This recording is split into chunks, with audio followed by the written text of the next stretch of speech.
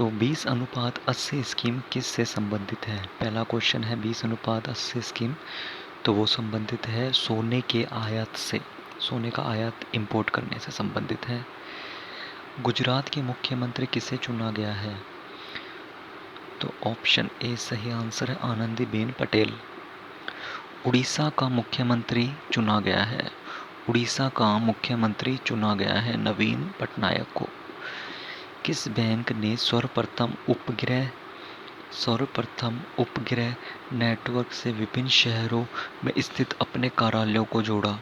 State bank of Bikaner. State bank of Bikaner, Jaipur तो अब रहा ही नहीं है, उन सबको मर्ज कर दिया गया है एसबीआई के अंदर। ठीक है। भारत में सर्वप्रथम स्थापित होने वाला विदेशी बैंक कौन था? तो था चार्टर्ड बैंक। उसके बाद में क्वेश्चन नंबर 6 आपके सामने, विश्व की सबसे गहरी खाई मारियाना ट्रंच किस महासागर में स्थित है? तो वो है प्रशांत महासागर में स्थित। अगला क्वेश्चन है, समुद्र पृथ्वी की सतह पर लगभग कितने प्रतिशत से घिरा हुआ है? तो 70% से। ऑप्शन नंबर सी सही होएगा इसका। सम्राट कुणाल का उत्तराधिकारी था दशरथ। मौर्य वंश के पतन का मुख्य कारण कौन था? तो मौर्य वंश के पतन का मुख्य कारण था उपरोक्त सभी।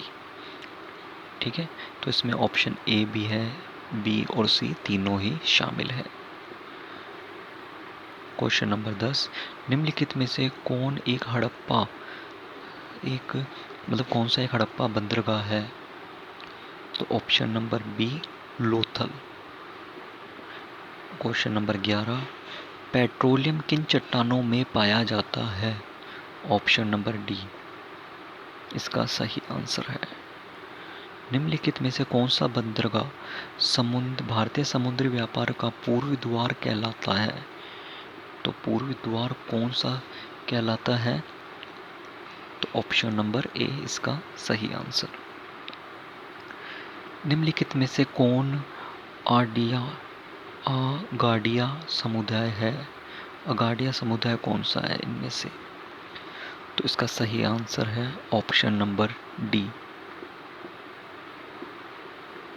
गुजरात का परंपरागत लवणपटल श्रमिक समुदाय। तानसेन का वास्तविक नाम क्या था?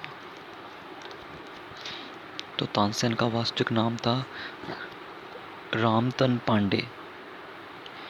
महगर किस महापुरुष की जन्म स्थली है? तो महगर के बारे में बताना है तो है कबीर की। संगीतज्ञ और ध्रुपद गायिका के जन्मदाता तानसेन को कंठभरण वाणी विलास की उपाधि किसने दी? तो किसने दी? अकबर ने।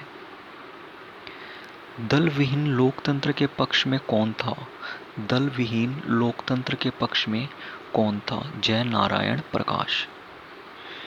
निम्नलिखित में से किन दो ग्रहों को छोड़कर शेष सभी ग्रह सूरज के चारों ओर वामव्रत चक्कर लगाते हैं? तो किन दो ग्रहों को छोड़कर? उन ग्रह का नाम है शुक्र और अरुण।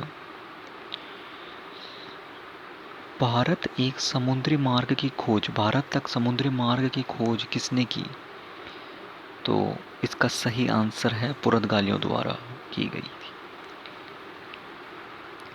यद्यपि भारत का केवल दक्षिणी भाग उष्णकटिबंध में स्थित है, तथापि संपूर्ण भारत की जलवायु उष्णकटिबंध है। इसका क्या कारण है? तो इनके ऑप्शंस ये रहे, और इसका जो सही आंसर है वो है ऑप्शन नंबर डी। ऊंची हिमालय पर्वत श्रेणियों उत्तरी ठंडी हवाओं से इसकी रक्षा करती है।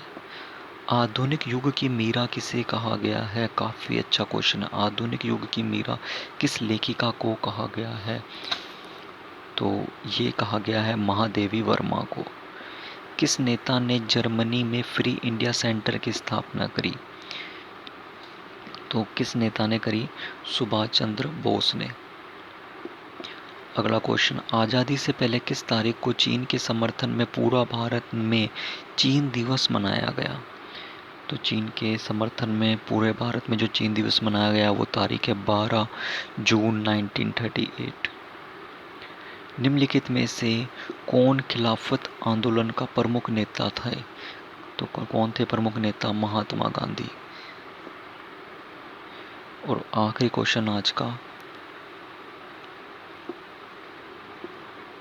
अपवहन सिद्धांत का शिल्पी और poverty and un British rule के लेखक कौन थे? तो काफ़ी बार ये क्वेश्चन आ रखा है, आपको ये किताब बहुत ज़्यादा याद रखनी पड़ेगी। तो एक तो ये सिद्धांत आपको पता होना चाहिए, और एक है आपके पास poverty will British rule of India. इसकी जो पुस्तक के रचयिता थे, कौन थे? उसका नाम है ऑप्शन नंबर ए, दादा भाई नौरोजी। तो आज के लिए इतना ही, ठीक है।